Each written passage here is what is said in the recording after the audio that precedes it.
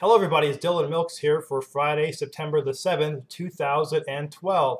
Well, today I want to comment on what I saw last night in watching the 45-minute speech of President Barack Obama at the Democratic National Convention. And first of all, to start off, I've got to say um, he has probably got to be one of the best speakers of all time. I really mean that. Um, Very few speakers, really in our time and even in history, can really connect with their audience, connect with the people either directly in the building or even those through television like he can. It is absolutely just amazing and unbelievable how he can connect to people. I'm sitting there on my couch watching this, and I'm almost feeling like he is speaking directly to me. And I think that very few leaders um, throughout history have had that type of connection and that type of ability to really to connect with people and to really sympathize with people, to have empathy for people, to be able to sort of say things in a way where he's kind of, it's as if he's saying, you know what, hey, trust me, I know what it's like to be in your situation. I know what it's like to be in your shoes. So just absolutely amazing. I never saw his speech 4 years ago when he did that major speech there, when he accepted the Democratic presidential candidate when they were in Denver, and he spoke in front of 80,000 people at the stadium where the Denver Broncos play. But this to me was just listening to him speak there in front of that smaller crowd, just amazing. And one thing I think that really surprised me, I guess, or really took me, which I didn't expect to see, was the reaction of the crowd there. They're just absolutely in love with this man. Just completely exuberant about him. Especially the women. I found the women especially were weeping, crying, they're in tears, just overjoyed with enthusiasm for Barack Obama.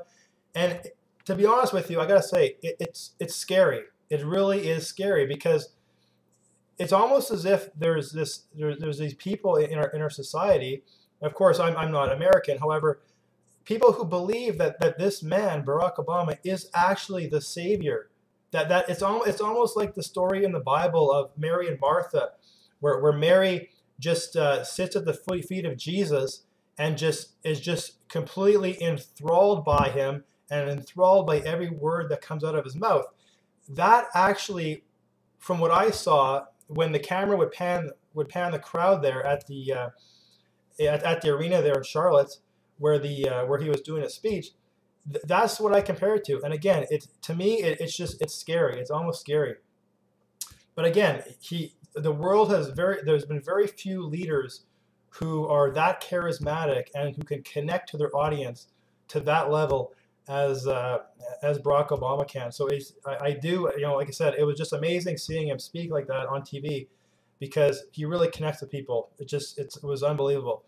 But a couple of things I want to say about sort of the content of a speech. First of all, as I talked about last week about Mitt Romney, and I kind of pointed out some half-truths and some untruths about his speech, likewise, Barack Obama's speech, of course, was filled with half-truths and untruths as well. One thing I wanted to point out, which stood out to me, was the fact that he mentioned as an accomplishment this whole debt commission that he has signed, which came up with a bunch of recommendations on how the U.S. government can proceed with, reducing some of their debts, cutting spending in a way that, really is not going to affect too negatively the economy. And, President Obama appointed that group about 2 or 3 years ago. It was a group of both conservatives and liberals who came together through several months of discussions and negotiation. They came up with a grand plan about how to manage the fiscal situation in the U.S. going forward for the next 5 or 10 years, and gave ways and recommendations of what to cut and what to do with the money, and where to increase revenues and where to decrease spending. And President Obama made it seem like this was such a grand accomplishment that he really initiated, that he was a real fan of. But the problem that he fails to mention is, of course, that when that bipartisan group gave him the recommendation, he basically threw it in the trash and did nothing with it. And it's been sitting there for, I think it's been almost 2 years now where he's done nothing with it. And a lot of people on his side have been saying, well, they didn't want anything that cut any kind of social program. But the reality is that this agreement was bipartisan, was liberals and conservatives again coming together, negotiating, both sides compromising to coming together with a deal that they would both feel comfortable with, which would have some promise for working. And of course, he just looks at it and throws it in the garbage and then doesn't say a word about it for the last year, except now to bring it up here at his re-election speech, which I thought was quite shocking and quite surprising and shocking again. The other couple of things I want to mention was that, number one, he made absolutely no mention in his speech about the bailout money and the stimulus money. And, many liberals would view that as, a grand accomplishment. But of course, those programs, of course, were very controversial because of the fact that really the return on those investments was almost negligible, was very little.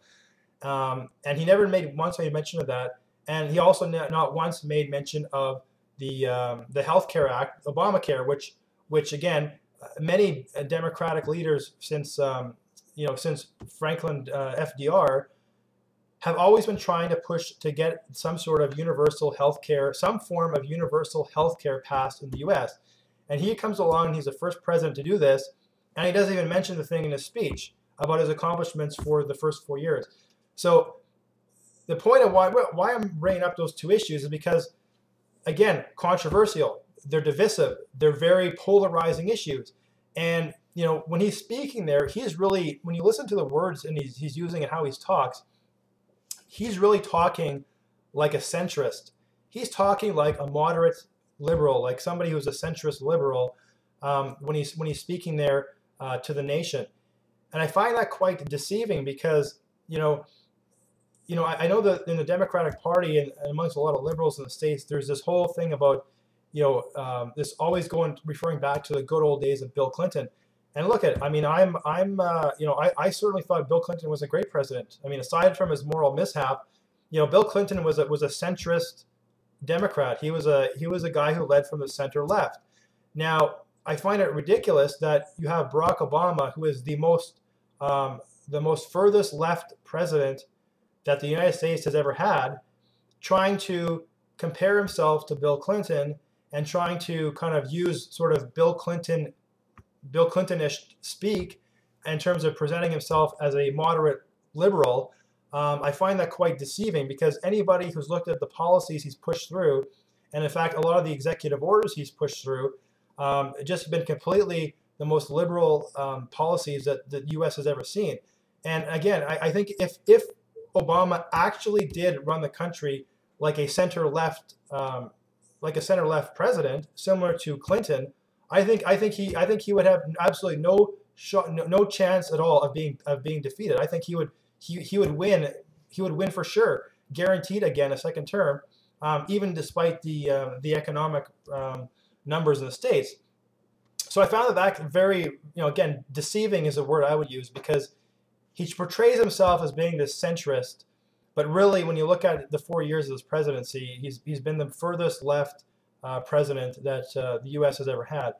So, but again, that of course he's trying to change faces here for when he's speaking to the country, and trying to connect those votes. So, again, it's when you put that, we combine that with the fact that he's such a good public speaker and so charismatic.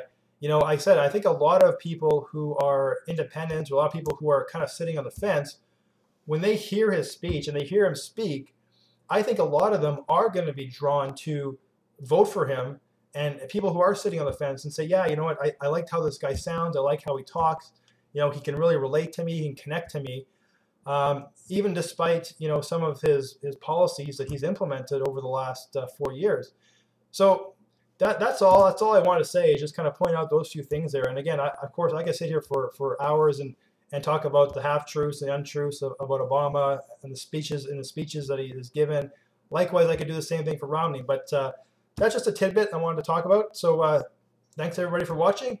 Have yourself a good night, and we'll talk again soon. Take care.